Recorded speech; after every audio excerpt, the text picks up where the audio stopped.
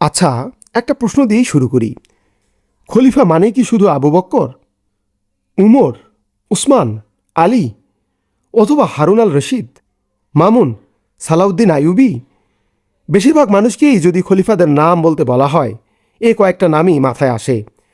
কিন্তু ইসলামী ইতিহাসে এমন কিছু খলিফা ছিলেন যাঁরা পর্দার আড়ালে থেকে এমন কিছু সিদ্ধান্ত নিয়েছিলেন, এমন কিছু কাজ করে গেছেন যেটা না হলে হয়তো আজকের পৃথিবীর মানচিত্র সম্পূর্ণ আলাদা হতো। আজকের ভিডিওতে আমি এমন 3জন খলিফার কথা বলবো যাদের নাম ইতিহাসের বইতে আছে কিন্তু মানুষের মুখে নেই, যাদের অবদান বিশাল কিন্তু স্বীকৃতি নেই, যাদের কথা না জানলে ইসলামী সভ্যতার গল্পটা অসম্পূর্ণ থেকে যায়। তাহলে চলুন শুরু করি। এবং হ্যাঁ, ভিডিওটা শেষ পর্যন্ত দেখবেন, কারণ 3 নম্বর খলিফার গল্পটা সবচেয়ে চমকপ্রদ। সাল 1717। উমাইয়া খিলাফত তখন তার ইতিহাসের সবচেয়ে বড় সংকটে। একদিকে ভিতর থেকে দুর্নীতি, অন্যায়, অত্যাচার, অন্যদিকে বাইরে থেকে শত্রুপক্ষের চাপ। মানুষ প্রশ্ন করছে, এই খিলাফত কি আর আগের মতো আছে? রাসূল সাল্লাল্লাহু আলাইহি ওয়াসাল্লামের আদর্শ কি হারিয়ে গেছে? এই সময় ক্ষমতায় এলেন এক অদ্ভুত মানুষ। তার নাম উমর ইবনে আব্দুল আজিজ, ইতিহাসে যাকে বলা হয় উমর বিন আব্দুল আজিজ বা উমর দ্বিতীয়। তিনি উমাইয়া বংশেরই মানুষ, অর্থাৎ সেই একই পরিবার যাদের বিরুদ্ধে দুর্নীতির অভিযোগ। কিন্তু এই মানুষটি ছিল সম্পূর্ণ আলাদা। ছোটবেলা থেকেই তিনি ইসলামী শিক্ষায় মনোযোগী। মদিনায় পড়াশোনা করেছেন, বড় বড় আলেমদের সাথে উঠেছেন, বসেছেন। যখন তিনি খলিফা হলেন, প্রথমে যা করলেন সেটা দেখে পুরো দরবার হতবাক হয়ে গেল। খলিফা হওয়ার পর তাকে যখন রাজকীয় সাওয়ারি দেওয়া হলো, তিনি বললেন, আমার নিজের ঘোড়াই যথেষ্ট। তাকে রাজকীয় পোশাক পরতে বলা হলো, তিনি সাধারণ পোশাক পরে রইলেন। রাজকোষ থেকে তার জন্য বরাদ্দ করা সম্পদ তিনি সেটাও ফিরিয়ে দিলেন। এবং তারপর এমন একটা কাজ করলেন যা আগে কোনো উমাইয়া খলিফা করেননি। তিনি তার নিজের পরিবারের কাছ থেকে অন্যায়ভাবে নেওয়া সব জমি, সম্পদ, সব কিছুই রাষ্ট্রীয় কোষাগারে ফিরিয়ে দিলেন, এমনকি নিজের স্ত্রীর গহনাও। তার স্ত্রী অনুনয় করে জিজ্ঞেস করলেন, এগুলো কেন ফিরিয়ে দিচ্ছ? তিনি বললেন, কারণ এগুলো আমার না, এগুলো মুসলমানদের। এখন শুনুন তিনি কি কি সংস্কার কাজ করলেন। 1. কর ব্যবস্থা সংস্কার।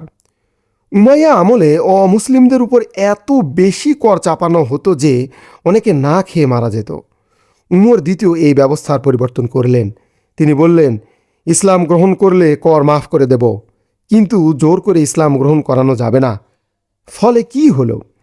হাজার হাজার মানুষ স্বেচ্ছা ইসলাম গ্রহণ করতে শুরু করলো, কারণ তারা দেখল এই ধর্মের খলিফা নিজেই ন্যায় বিচারের উদাহরণ। 2.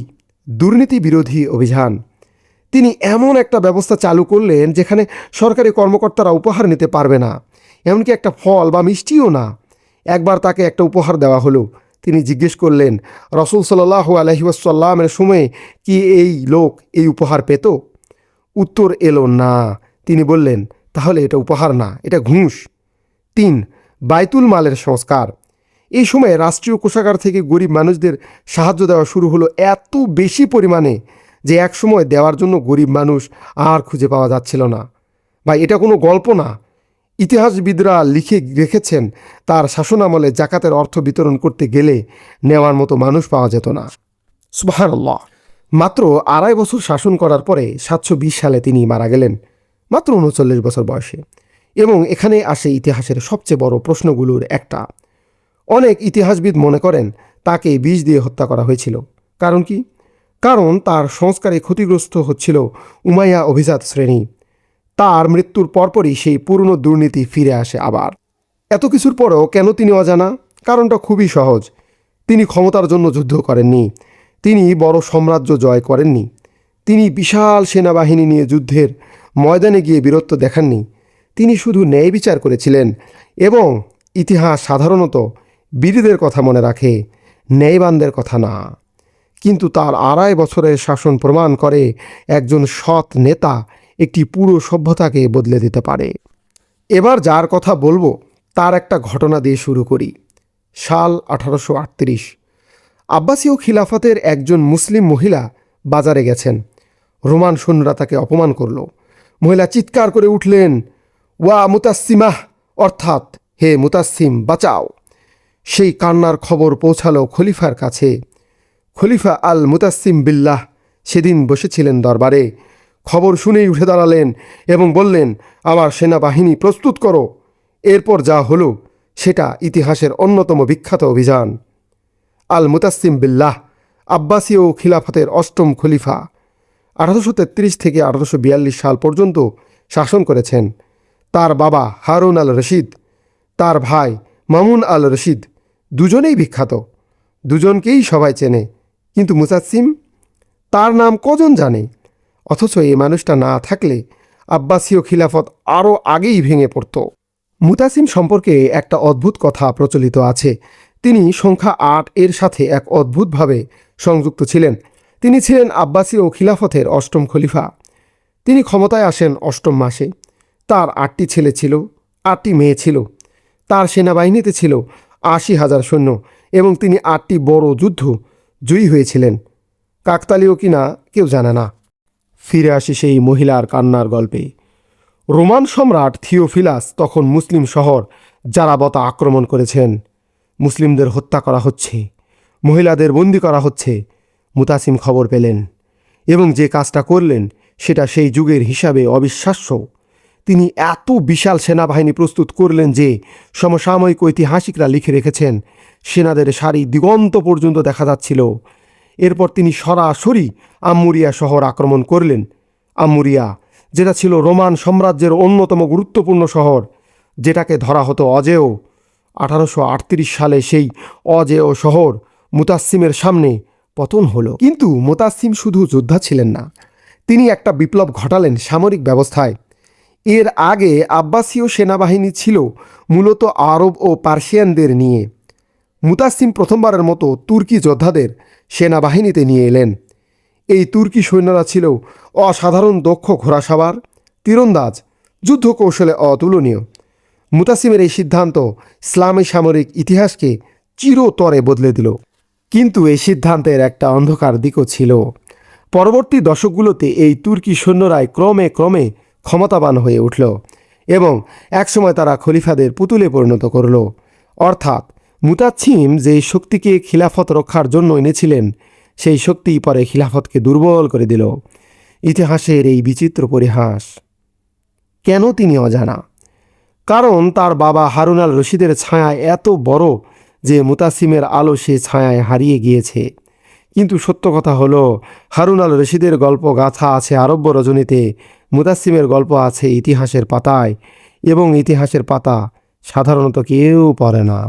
এবার বলি সবচেয়ে চমকপ্রদ সেই তৃতীয় খলিফার গল্পটা। এই তৃতীয় খলিফার গল্পটা সবচেয়ে অন্যরকম, কারণ এই মানুষটা যখন ক্ষমতায় এলেন তখন খিলাফত মানে ছিল একটা নামের ফলক।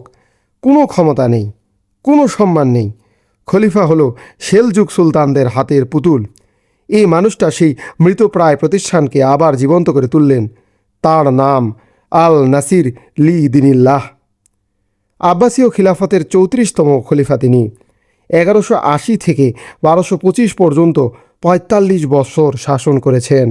এটাই আব্বাসীয় ইতিহাসের দীর্ঘতম শাসনকাল। কিন্তু তার চেয়েও বড় কথা, তিনি এমন একটা সময়ে শাসন করেছেন যখন বাইরে থেকে মঙ্গলদের ঝড় আসছে, ভেতরে সেলজুক আইয়ুবীদের প্রতিযোগিতা এবং খিলাফতের নিজের শক্তি প্রায় শূন্য। আল নাসির ছিলেন সম্ভবত মধ্যযুগের সবচেয়ে দক্ষ কূটনীতিবিদ। তিনি বুঝেছিলেন সামরিক শক্তি দিয়ে এই মুহূর্তে কিছু হবে না, তাই তিনি বেছে নিলেন অন্য একটি পথ। তিনি ফুতুওয়া নামে একটি আন্দোলন পুনরুজ্জীবিত করলেন। এটা মূলত ছিল ইসলামী, সুফি ও তরুণদের একটা ভ্রাতৃত্বমূলক সংগঠন। কিন্তু আল নাসির এটাকে রাজনৈতিক হাতিয়ারে পরিণত করলেন। তিনি বিভিন্ন শাসক, সুলতান, আমিরদের এই সংগঠনের সদস্য করলেন এবং নিজে এই সংগঠনের প্রধান হলেন। ফলে কি হলো? বিভিন্ন দেশের শাসকরা পরস্পরের ভাই হয়ে গেলেন এবং এই ভ্রাতৃত্বের বন্ধন রাজনৈতিক জোটে পরিণত হলো। এটা ছিল মধ্যযুগের সফট পাওয়ার কূটনীতির অন্যতম সেরা উদাহরণ। তার সময়ে সেলজুক সুলতানরা খেলাফতকে নিয়ন্ত্রণ করত। আল নাসির চাইলেন এই নিয়ন্ত্রণ থেকে মুক্তি পেতে। তিনি কি করলেন? তিনি খোয়ারিজম সাম্রাজ্যের সাথে গোপন যোগাযোগ করলেন এবং তাদের উৎসাহিত করলেন সেলজুকদের আক্রমণ করতে। সেলজুকরা দুর্বল হলো, খিলাফতের উপর তাদের নিয়ন্ত্রণ কমল। আল নাসির আবার স্বাধীনভাবে কথা বলার সুযোগ পেলেন। কিন্তু এখানেই তার জীবনের সবচেয়ে বড় ট্র্যাজেডি। যে খোয়ারিজমিয়ানদের তিনি শক্তিশালী করেছিলেন সেলজুকদের বিরুদ্ধে, তারা যখন দুর্বল হলো মঙ্গলদের কাছে, তখন মঙ্গলরা সরাসরি ইসলামী ভূখণ্ডে ঢুকে পড়ল। অর্থাৎ আল নাসির নিজের অজান্তেই মঙ্গলদের পথ খুলে দিয়েছিলেন। 1258 সালে বাগদাদ ধ্বংস হয় মঙ্গলদের হাতে। আল নাসির তখন আর জীবিত নেই, কিন্তু তার কূটনৈতিক খেলার পরিণতি তার মৃত্যুর 33 বছর পর আসে। এরপরও আল নাসিরের কৃতিত্ব অস্বীকার করার কোনো উপায় নেই।